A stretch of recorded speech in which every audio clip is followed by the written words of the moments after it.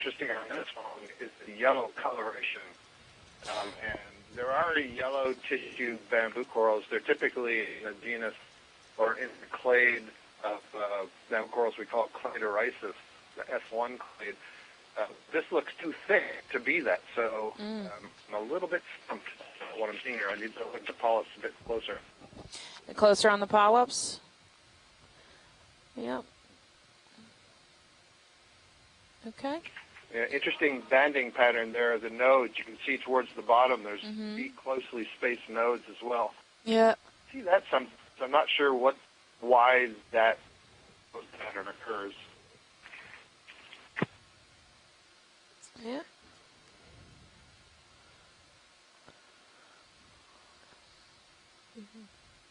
The ones at the top this are on looks that like it darker has background. pretty Might thick be tissue, easier to see. kind of opaque. You can clearly see some rod-like or needle-like sclerites, the calcium carbonate microskeletal elements. They're reflecting white, and they are on an angle in the polyp. But this yellow color is kind of freaking me out. And so I would love to propose a collection. If you can, of either this one, just a piece, I mean, 10 inches or so off the top.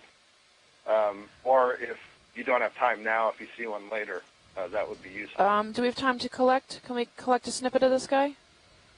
Okay, we just need the tip. Yeah, a good chunk. Well, this one seems almost more bushy in a certain area than the other one.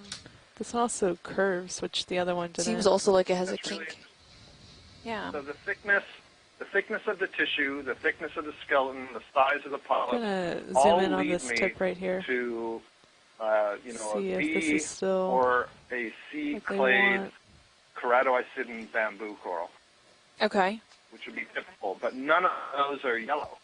The yellow, as far as is only restricted to the S1 clade, which have much more delicate polyps and a much more delicate skeleton. That's what's standing out as so unusual here.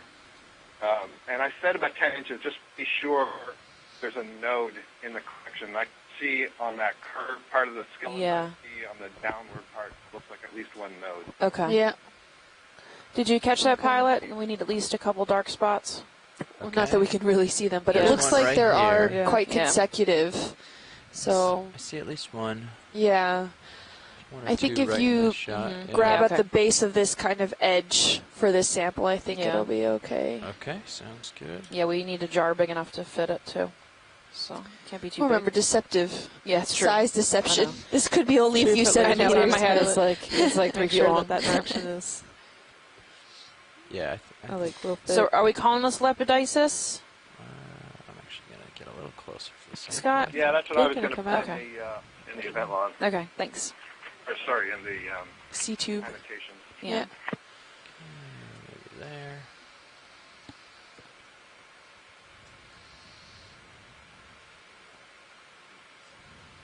Yeah, I'll probably go starboard outer, just because it can be pretty easy to stow unless it's super long. Bless you.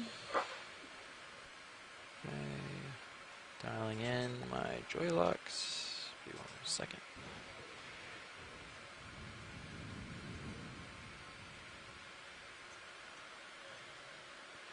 And we're making sure we get enough to guarantee some banding.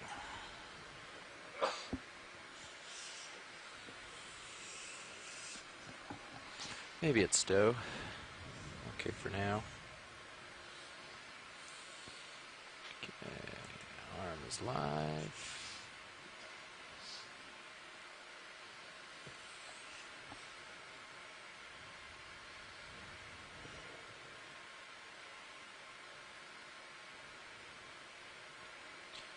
Okay, so with respect to the hands,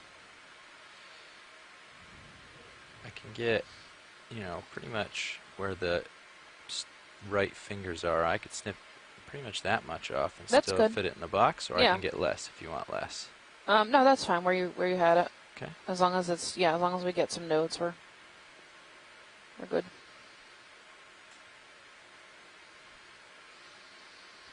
So we're at 930 meters. This is our first collection. It's Lepidisis, type of single stalk bamboo coral. But the color morph is a little confusing, so we are collecting it.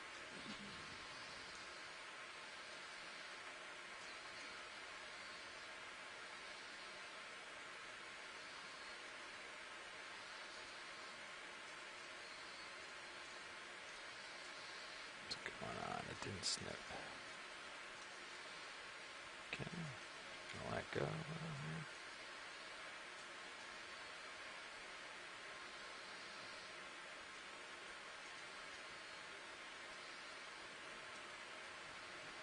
Snip with the coral cutters, so I'm gonna just make sure that we're getting the right part of them here. I don't want to pluck the whole thing. Yeah, please don't. I have nowhere to put that. Neither do we. We can always make it work. We do not have we can be resourceful. proper containers for such a large. Borrow a pipe from somewhere. Fill it with PVC pipe, maybe. Fill it with ethanol.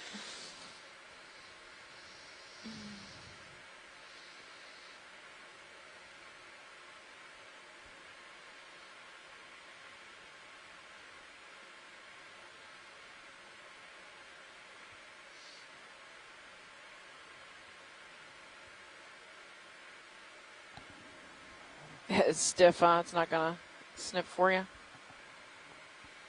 Sometimes if you twist your hand,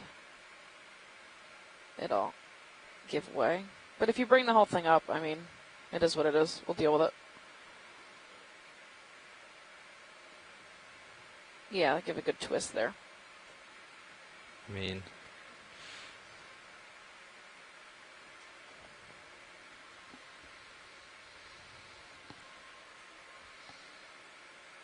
you can see we're right in the middle of our coral cutters here. Yeah, should snip off. Should be snipping. Give a little twist to action here. Yep, keep twisting. Okay. Keep going. Yep. Like this? Yep. I don't want to pluck the thing off. They're pretty tightly attached. I would imagine it'll snip if you give it a good yank.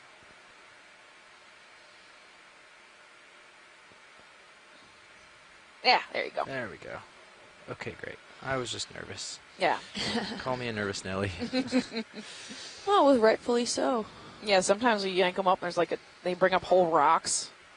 And you put the whole rock in the bucket. Would you like a zoom on the sample, or? If you want. And we got a good shot of it before. As long as there's some nodes in there, we're good, and I'm sure you grabbed some. Okay. Yeah, they seem to be pretty equivalently down sparse. Yeah, I see one. Spaced, sparse. Yeah, sparse. Steph, for your notes, you can legitimately say that a couple of nodes on there. Okay. Undescribed. Okay. Yeah, because there's no species that I know of that has this morphology that is color. Okay, awesome. Ooh, nice. Yeah, you can draw out. And it's not a sponge. And it's not a sponge. Sorry, Chris. Oh, I wanted it personally, and it's very exciting.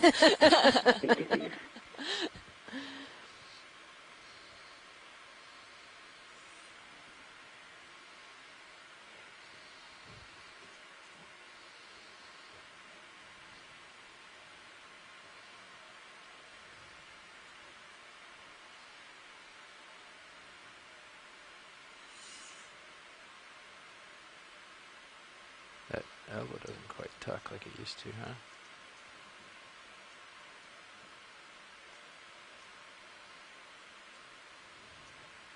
Okay, it's in the box. Opening slow.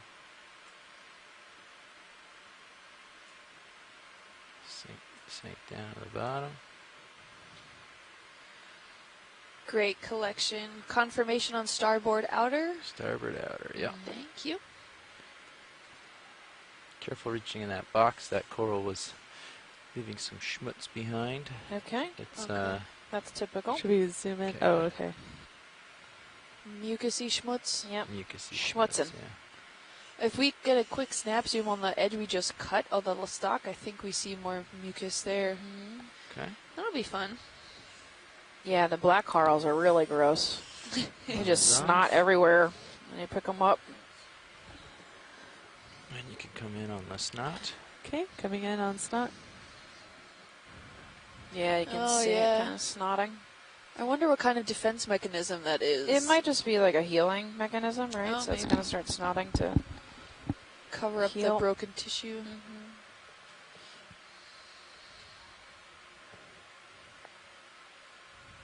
At least they're not too stinky. Some of the sponges, they just smell so bad. Yeah, coming back. They have a scent, but it's not the same as, like, you know, some of those stinky sponges. See, it's not a sponge. I don't know. Potentially undescribed species of coral. Pretty cool. Nice. Thank you, pilots. Yep. Okay, we're good to move on. We want to make sure we can get a good time. Scott, just a DNA and the rest of 90 or 80% ethanol. Is that good? Or do you want any bleached out? Anything special? Any microscope pictures or? I don't know if we can get a microscope picture of the polyp if it's. No, what would really be after is bleaching out the tissue. Yeah, the tissue. I'm Sort looking at the structures. Ahead of me. I don't know if I don't think we have time to bleach anything. Yeah, and probably dry it not. out yet, so that'd probably have to be a checking out sample situation. I've got some sonar targets. It doesn't drop off that quick. Yeah, we can do another 30. Ooh, another good question. Nolan asks Scott, has anyone done any analyses on coral mucus? I don't know. Not sure. That would be interesting to find out. If not, I hear a PhD proposal. And Nolan, so the cutter blade's on like the base of the claw. Yeah. So the two finger, the finger section, and then at I guess it's like the rubbery section. Yeah, there's like a rubber. On one side, there's like a rubber tube on two sides, and then a blade. So you snip it, and it can squeeze between the two rubber sections. Just to give you an idea of how that's formed. Next time we collect something, we can show the camera. Are we right, pilots? Just okay. Yeah, scissor-like action. Yeah. They are similar to scissors where they mesh instead of having a clamp sort of for, if that makes sense. They don't. Yeah. The edges don't touch. They scissor, and then the Tygon tubing that we use in the grip is able to. That makes it so we can use all of the force of the jaw, but the tube will deform and keep it from not crushing too much. Yeah, not mar and crush the coral. And it won't escape. Yes, it's exactly. Difficult to track them down. Much easier than us trying to do that with the metal jaws. But I've not experienced the coral cutters not being able to cut through a coral in the time that I've been using this arm. Yeah. Sometimes if you get it in the wrong part of the jaw, that's why I re-grabbed, is sometimes if you get it in just the wrong part of the scissor, it won't cut. Either too close to the fingers or too close to the hinge. The scissors don't reach that far. But we were right in the middle and it wasn't cutting, so that's has something to say about the robustness or the flexibility even of the coral. Right. If you can imagine cutting a string with scissors. Yeah. If you cut and the scissors can sort of split, or the string can find a way to get in between without cutting it. Right. So it's the flexibility of the string as well. So anyways, go look at this bush up here at 3. Sorry, where? At 3. Yep. Yeah. Starboard side. Yeah, starboard. Coming in now. Like I haven't had enough trouble with my left and right. Bottom now. So. This one? No, in the distance. I'm sorry. Well, that one's just way out in the distance. Yeah, there's like a standing bush. It's now at noon. Dead ahead. Oh. And if you guys are up for it, we have a question from Twitter for the ROV team. Ooh. You ready? Co-pilot's ready. Okay. Question from Twitter by Roberta Kirby. What happens to D2 and Sirius in the off-season? I've watched them load on board at the start. Where do they spend the winter? Aspen, perhaps. Do they get as good as a vacation? D2 doesn't have any skis. Has wheels. But it does have wheels. We bring it to the shop and we put it on wheels, and it does get to move around the shop a little bit that way. And we do maintenance. We have a maintenance list of items that we keep up on. It involves, we have metal and seawater, so there's a lot of possible corrosion, and even if you use stainless steel on most things, if you get pockets of water within a small area on stainless steel, you'll still get some corrosion, crevice corrosion, things like that. So, and the lubrication we use to prevent corrosion can wear off. So we're mostly taking everything apart, cleaning it all out, checking for corrosion, putting it all back, as well as any upgrades that we have set for the winter import. And that happens in our shop in North Kingstown, Rhode Island, the home port for the Okeanos Explorer. Ooh. Thank you, pilots. And do you do tests on it? Do you have like large swimming pools or tanks that you can dip in the ROVs to make sure everything's maintained? We don't maintain tanks of our own, but we do have some affiliates that have tanks that we can go test in if we need to. But we also do a shakedown cruise on the Okeanos. So we bring the vehicles back, and the first cruise that we go on, there are no scientific objectives or no main scientific objectives. We'll still bring scientists so we can do something if our tests go well. But if something goes wrong, we're not taking away from the science, and we will be able to fix that. So we have, usually at least a few days with D2 on the bottom doing that testing before committing to science. Nice. Thank you, guys. Yeah. So not Aspen, but Rhode Island. So yeah, close enough. I hear it's the Aspen of the East Coast. So this is a Corallidae skeleton, actually. Yeah. This is not a true Scleractinian. No, it's the Gorgonium we saw earlier, the white one with a really robust base. But it still produces a hefty skeleton, but it's not within that Scleractinian family. Right. And it's passed away, obviously. And it became part of that hard substrate that we're seeing now for... It's got some growth on it. New stuff. You got a strawberry coral, the rare royal purple coral. From Noed, some shrimps, some squats. Is that a Chrysogorgia at the bottom there? Or Acanella? Acanella, I think. We haven't really seen any well, maybe. I think it's the Acanella. Yeah, it looks bamboo-y. Or very delicate bamboo.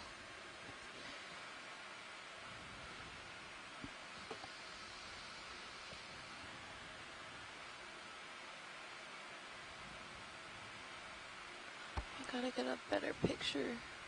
Or I'm not seeing banding. Or am I going cross-eyed here? I can't tell. Yeah, I gotta look a bit more at the base. Not sure what we're looking at. Okay, we can go towards the base here. Nope. Oh, denied. Can't see it. Obscured. I can, if it's useful, I can get up and look at that. If it's something you guys want to see. I think it's okay. I mean, I think Scott can give a pretty good ID from already from this point, maybe, or John, if they're around. I also want to look really quick on the left-hand side. There was a yellow coral, just a small one sticking out there. Oh yeah. With a yellow, I think, encrusting sponge on the background there. Yeah, same with the blue. Yep. Type of Dino sponge. Now this is also a really large Corallidae skeleton here, so I'm guessing it might have been similar in age to the other one. This is like what we're looking at. So Nolan says the Chrysogorgia on the left. Okay. I'm sorry, on the right. So maybe I was right the first time. This looks funny. Little yellow. He looks spiky again. He looks similar to what we saw before. I'm not sure if we got a proper identification on that one. Scott did chime in over the phone. But yeah, but I'm stopped. Thanks. That's the next maneuver. Yeah. With the polyps more curled in than actually retracted or contracted into this small section here. It doesn't have any specific coralites. I'll be able to stretch out and see that, and then we can. There's one polyp out, but it's hanging down at the base. Maybe it looks a little sad. Funny shaped. I really I see. palpate the like hairy almost. Yeah. So we're gonna hop to the top, or we're gonna jump to the base and climb? I think we hop to the top.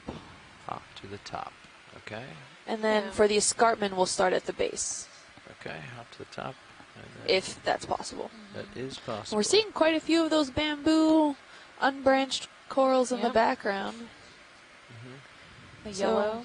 Yeah, it might be an undescribed species or new species, but definitely, I wouldn't call it rare here. No, it's pretty common in this area, but I wouldn't call it dense, but we've seen quite a few. Okay.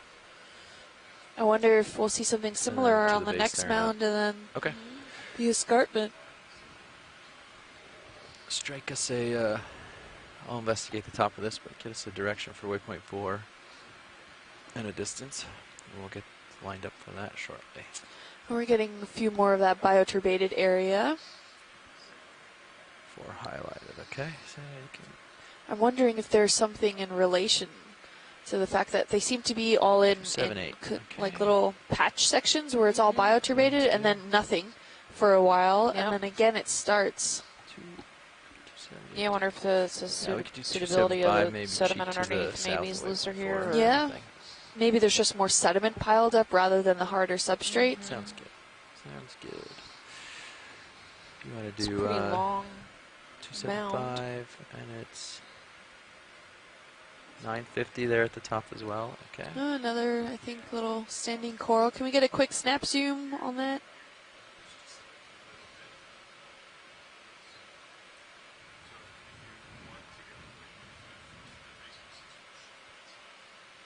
Ooh, yeah.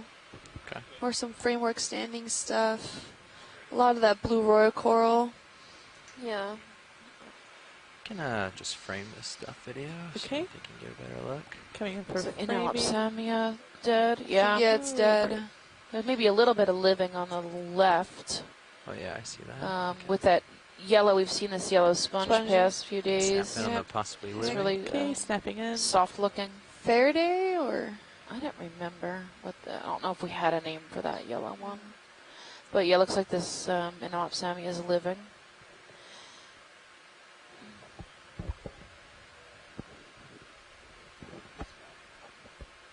Yeah, that's good. Okay, video is clear. Thanks. The science is clear. Pilot's clear. Yeah. There seems to be quite a gorget. Just come up off and column through the sponge in the background. Maybe another one of those Venus flower basket sponges.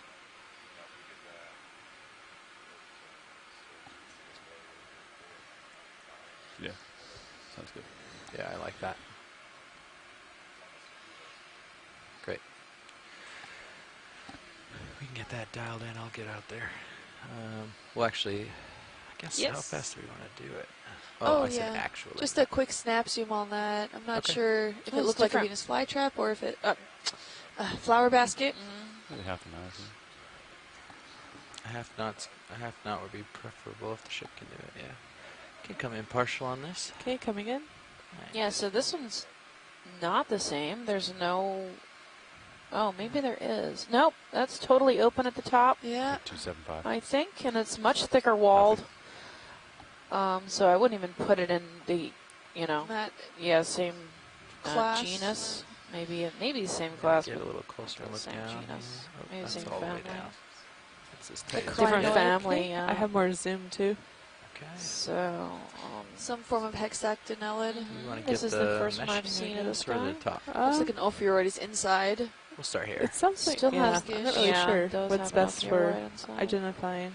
That looks great. Mark this lit up area here. Ooh, very netted like. Doesn't it's not those round pores we were thinking. It looks more. Okay. Has that hexactinellid texture. Looks like a net. See how fast I can do it. There's also a crinoid behind it. Yeah. 50. Let me have 50. You want me to still swing This arms is or a leave them typical out? glass sponge I'm just going to texture. be driving, but we can stow them quick enough. It's best for the tether, just in case something weird happens. Just wait so until we're coming we up. are about to take off this first mound and make a jump to the second. Should so we we'll be in tilt blue up to water for a little bit. Do you guys know how long we'll be in blue water for? It's I can't. I think they're making that calculation. Okay. Hold on. Okay, it sounds like science is clear, so video is clear. We've got, Okay. oh, Xenometra possibly. Is there any? 17 Is minutes. there a Okay. closer look you want on something on this to help discern what it is? Or are you I don't think so. Chris, do you have anything other than hexactinellid? Measure this specimen, please. What's the matter? measure it. Measure it. We Lasers. measure to put the lasers on to measure the Ooh, size it's quite of the tall. species. Yeah, it's about 10 centimeters at the widest part, and then maybe 20, 25 height. The mouth is probably a little less than 10. Can't The operculum. quite get Oscule? both lasers on it, so it's Yeah, just under 10. just a hair I think. under 10. Yeah, or maybe even right there. Oh yeah, there it is, both lasers. So yeah, 10 at the thickest. Thank you. Yeah.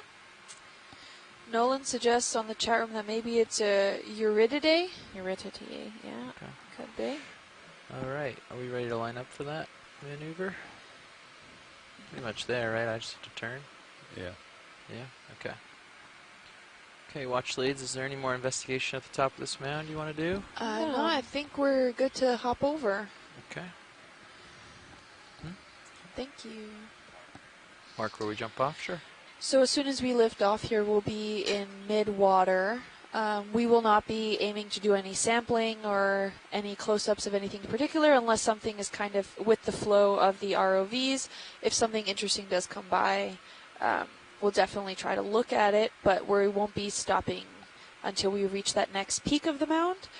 We're going to be then observing and investigating the top of that second mound-like feature, and then we'll be scaling off once more into the mid-water sections and then aligning more or less to the base of that larger escarpment feature that looks very much like Alaska, Antarctica. Off. I'll go 10 meters off. So now I'm getting my 9:20. poles mixed up.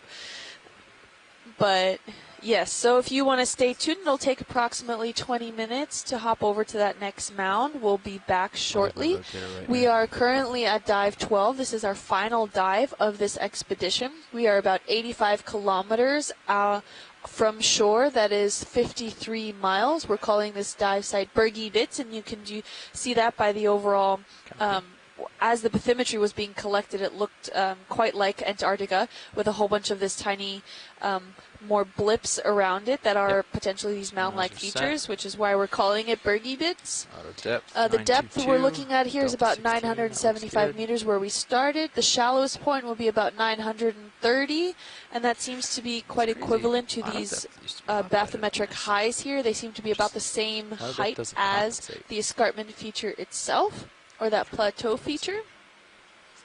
And we'll be back shortly, so stay tuned. Give us about 20 minutes, and we'll be out on that second mound. Great, thanks. We'll see you in a little bit. It's better for seeing. Watch leads pilot. Yeah, I just want to check in. We're going to be doing maybe like half a knot on this move. Half an hour? It'll be half knot. Oh, okay. 0.5 knots. So it'll be, or we're going to try to. So it'll be tricky to stop for zooms. We can go slower if you're hoping to catch midwater stuff. No. Okay. I think we're good to trail on. Sorry if there are any midwater people listening, but since we didn't get to the top of the feature of yesterday's, we're really curious to try to get the top of this last feature when we're here. So okay. Want to blaze on forward. Blazing on then. Warp speed. Great, thank you, pilot. Okay. Smart. Copy.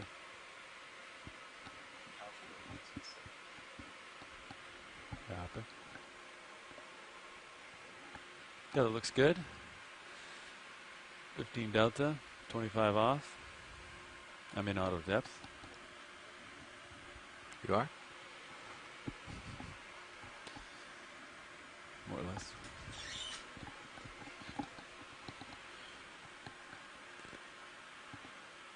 As am I. Copy. 921. Looks like you're starting to move towards me. Should keep an eye on the wire angle. Not paying in or out, but we are going to move a little bit sideways, so fairly good tick. I was using that view. Sure. Yeah, over there is good, thanks. Perfect. I intended for monitor 12, actually. Hey, Caitlin. The deck cam, the starboard robo, can we, I know we're looking at the bucket, but we're not going to be paying in and out for a little bit. Okay. Can we look down closer to the deck and the wire, just so I can keep an eye on? Sure. Yeah, that's good even, just like that. Yep. Okay. Boom. Perfect. I can come out wider too. No, that's actually that's the perfect spot. Perfect. Thank you. Okay. Keep an eye on sonar. Might increase your sensitivity just in case we see something out there. Thank you.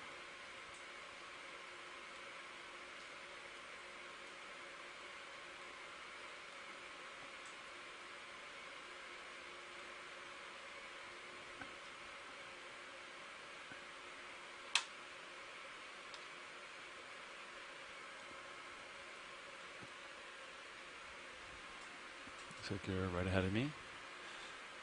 I think that's probably you. Maybe it's something else.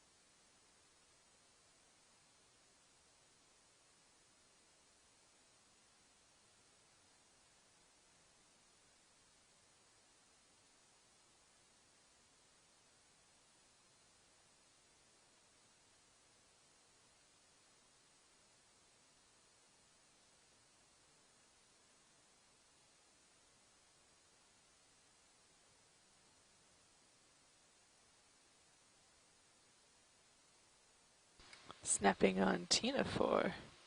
Low bait Tina 4.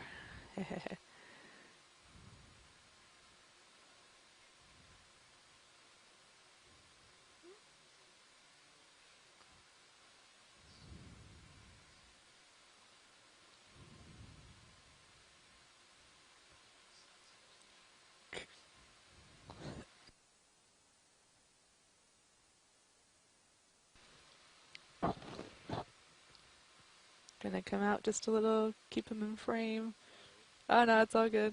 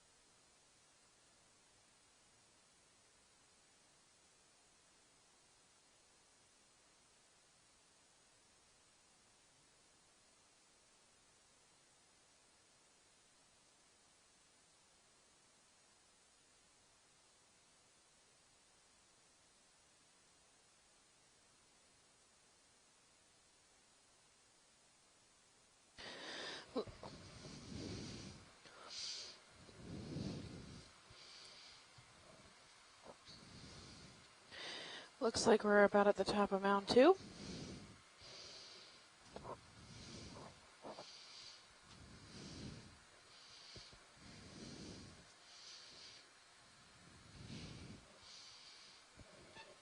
Ooh, something over there.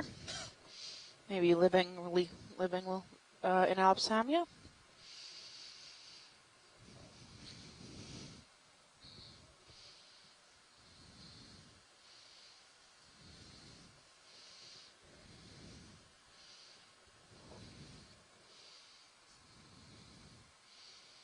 Yeah, it might be living coral.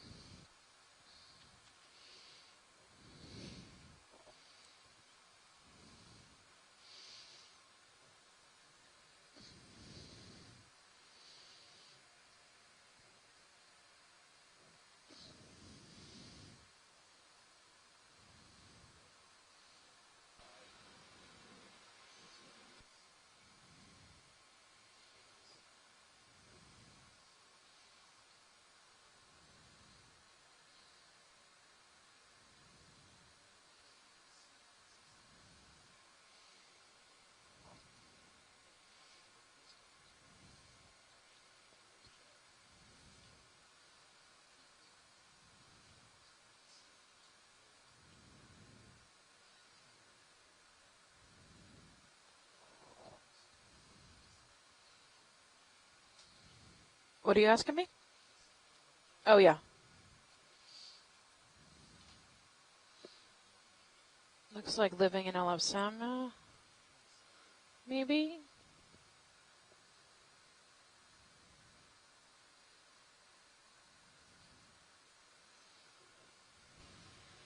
Okay. Sounds good. Gonna zoom in just a little bit. Let's aim at this urchin. It's kind of big.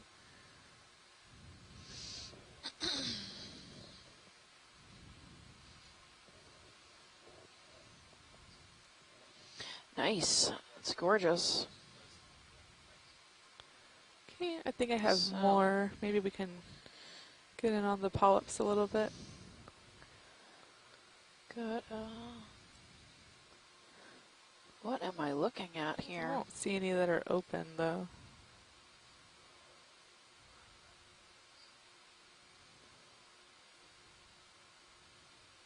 Can see the small polyps at the end of these corallites, the tips.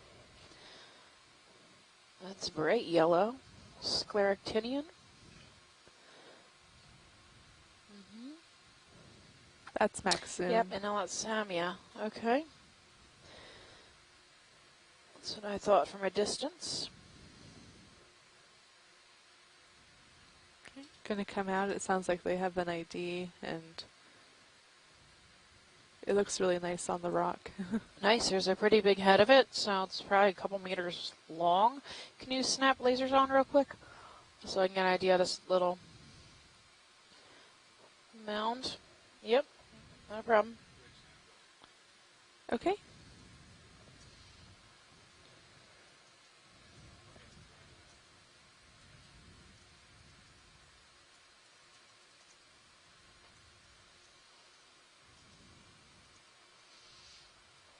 So maybe 2.5, 3 meters long, that whole mound there.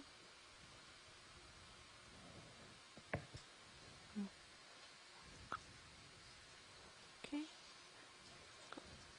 There's some large solitary cup corals.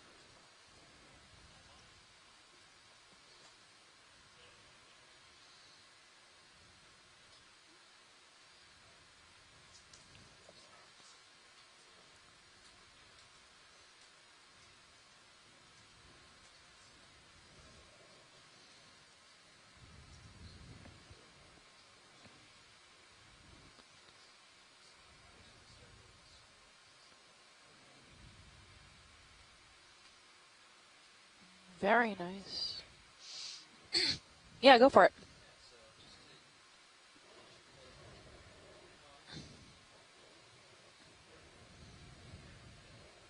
Okay.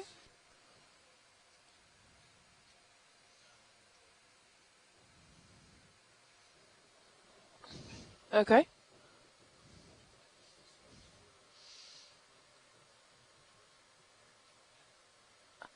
And then what, we have waypoint 5? Yes, you can go to the high here, the bathymetric high, and then head to 5. Yeah. We are at 933 meters.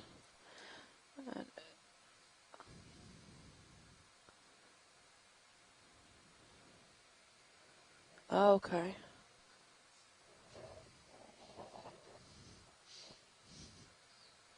Oh, I see what we're doing. So we're looking down this hill here. That's towards the south. Okay.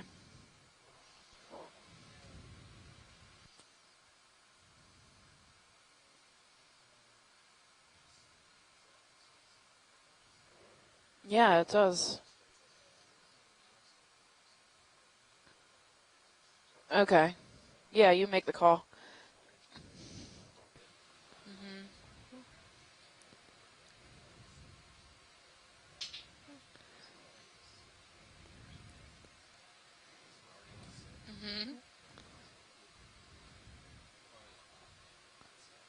Okay.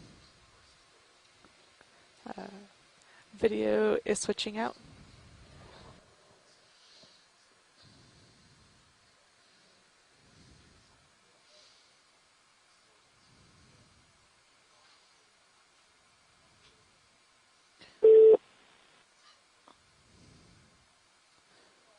Hi, this is Tom Reagan. Hey, Tom, how are you? I'm doing well.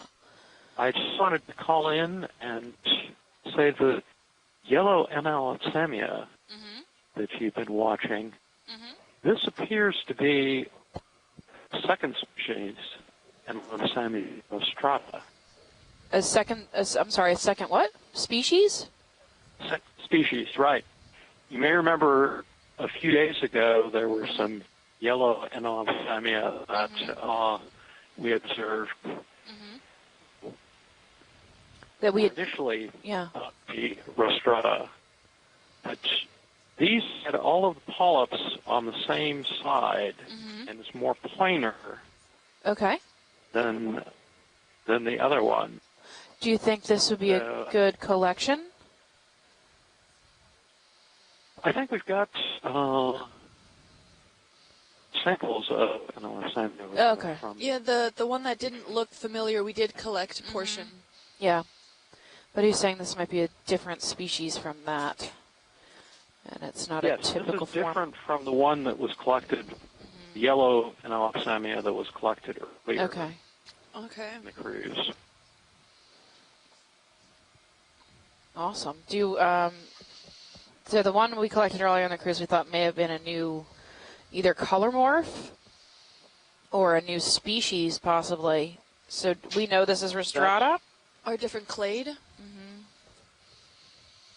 Yeah, that one looked like a yellow form of Analopsamia profunda, but so I'm glad that it was collected. I'm not sure if it is a different species or not.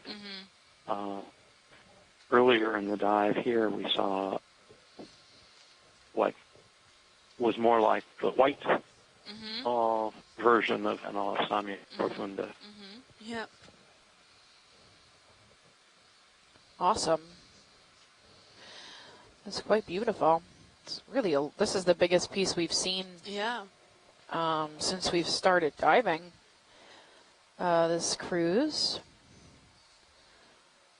All right, so just to confirm, you don't think we should be collecting this? We have samples of this already, what you believe that exists? Yes. Okay. For Sounds good. Okay. Awesome. Thank you.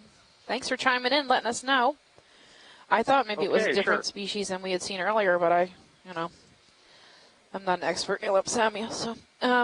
There's also some really cool cup corals at 3 o'clock. Okay. Oh, copy. Okay. Sorry. I'm sure you did. I had you muted because I was talking to Tom.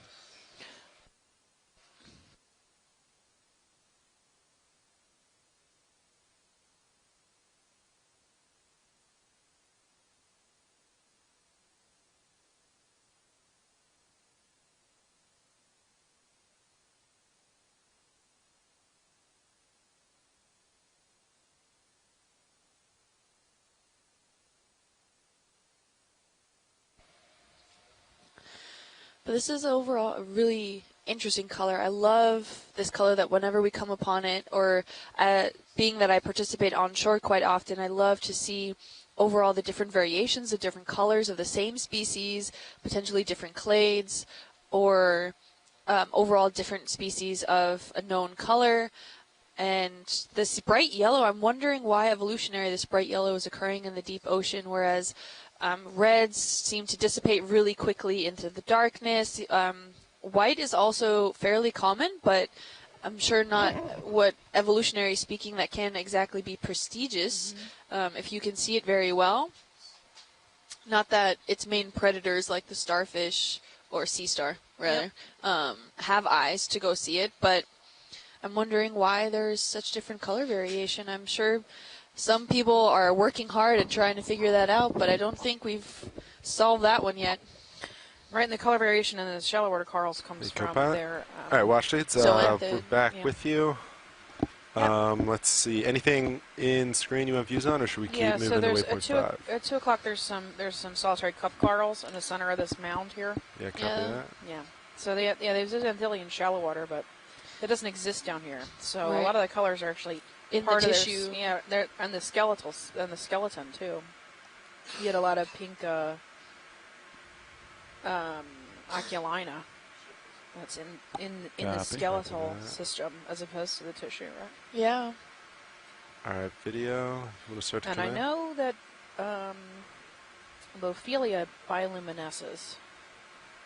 So it might have something to do with that. I think. Yeah, Is this what you wanted? Yeah, some solitary cup corals. These are quite large than the different variations we've been seeing. Yeah, so you can see the sclerites, which is those thin rims that wrap the coral, right, or wrap around the mouth of the coral. When the tentacles are pulled in, you can see them really clearly, and they will help determine the species. There's hundreds of species of cup coral, so I can't even go there. But you have to take it out and then compare it to the known. Looks like, see this one on the left, the far left looks, right, looks like it's a different species maybe than the one in the center. In the middle. Yeah, it's slightly more elongated. It's like every other corallite is long and then longer than the fifth, and it's kind of that one right there? Yeah. So they're pretty cool. So that's two of this on the same kind of. Yeah, copy that. Yeah, they kind of branched from each other. And then the bigger ones are the septa, and the smaller ones are the theca. I don't remember the name of them. I think the morphology is like that. Yeah. I'm not entirely sure. So Nolan says a lot of the colors